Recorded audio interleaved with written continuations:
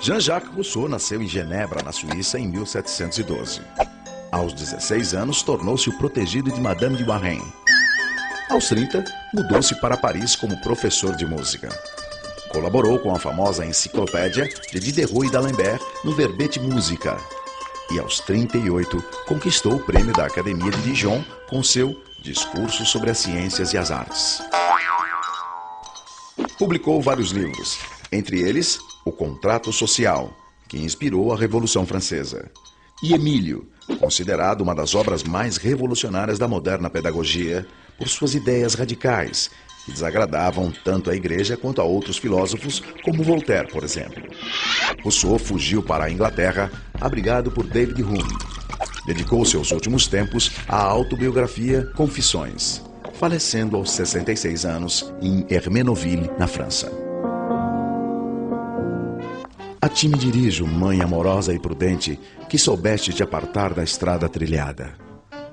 Assim registra o prefácio do livro Emílio ou da Educação, inspirador de Pestalozzi e da Escola Nova, escrito por Rousseau sob forma de romance.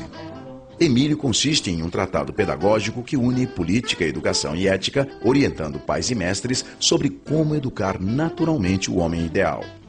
O jovem Emílio, filho de um homem rico, é educado por um preceptor no convívio com a natureza, protegido dos constrangimentos sociais. Com um pé no romantismo, o outro no imaginário iluminista, o texto russoniano revela a crença na educação reformadora como ponte para as transformações sociais. Emílio é o representante da espécie humana em seu potencial de virtude, educado para viver bem consigo, com sua futura companheira Sofia e com os outros, em uma sociedade livre e democrática. Lançado em 1762, o livro tornou-se um paradigma da educação no século XVIII. Contrapunha-se à visão elitista da educação como privilégio, afirmando ser um direito de todos, e criticava a pedagogia jesuíta, rígida, punitiva, mera transmissora hierárquica de conhecimentos memorizados, que tratava as crianças como adultos em miniatura. Com sua visão naturalista do mundo, baseado nas lições da natureza, Rousseau foi uma espécie de descobridor da infância, o primeiro a entender a infância como uma forma particular de ser humano, diferente da idade adulta.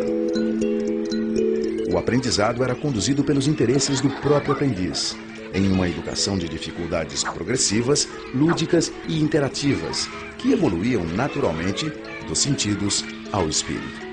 Se por um lado Rousseau identificava as especificidades do ser infantil, por outro, projetava o homem do amanhã, delimitando claramente a fronteira entre o homem da natureza e o homem civil. O homem da natureza, foco de Rousseau, era um ser livre, espontâneo, natural.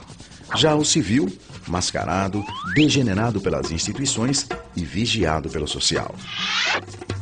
Daí a necessidade de investir profundamente nesse homem da natureza, ou natural, buscando na criança a criança, com suas maneiras próprias de olhar e de sentir, sem perturbar a maturação exigida pela ordem do tempo, tampouco tentando substituir o olhar infantil pela razão adulta, tudo para fundamentar um forte lastro na virtude original.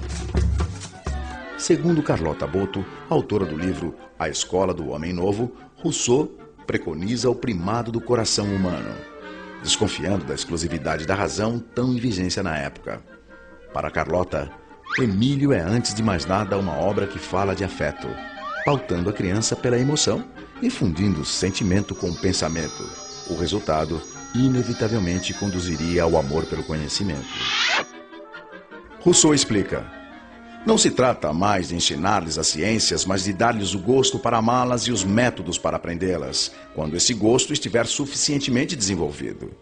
Esse é com certeza um princípio fundamental de toda boa educação.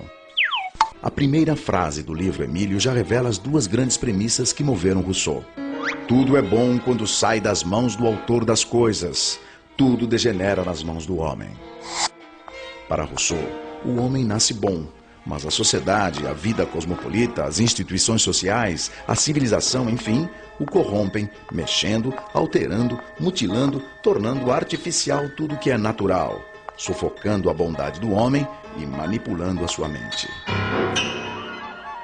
Como evitar isso? como formar um homem que conserve as suas virtudes, a sua liberdade, a sua autonomia, a sua compaixão com as desigualdades criadas pelo próprio homem. Segundo Rousseau, fortalecendo de tal maneira a sua formação na infância e na adolescência, que à medida que vai crescendo, se consolide nele um homem total, incorruptível, forte no físico, forte no espírito, no intelecto, na razão e no sentimento. Saindo de minhas mãos, ele não será, concordo, nem magistrado, nem soldado, nem padre. Será primeiramente um homem. Rousseau visava ensinar ao homem o seu estado de arte como homem, formando no jovem, como ele escreveu, o coração, o juízo e o espírito, ensinando ao aluno muito mais do que uma profissão. Que se destine meu aluno à carreira militar, à eclesiástica ou à advocacia, pouco me importa. Antes da vocação dos pais, a natureza chama-o para a vida humana. Viver é o ofício que lhe quero ensinar. E para usufruir da felicidade da vida, Rousseau dividiu a existência e o livro de Emílio em 5 fases.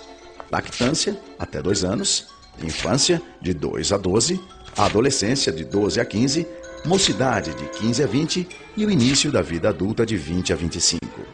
Dos 5 livros de Emílio, os 4 primeiros tratam da educação do menino e o último da menina Sofia. Rousseau considerava o período do nascimento até os 12 anos o mais delicado, já que nele é que tendem a surgir os desvios.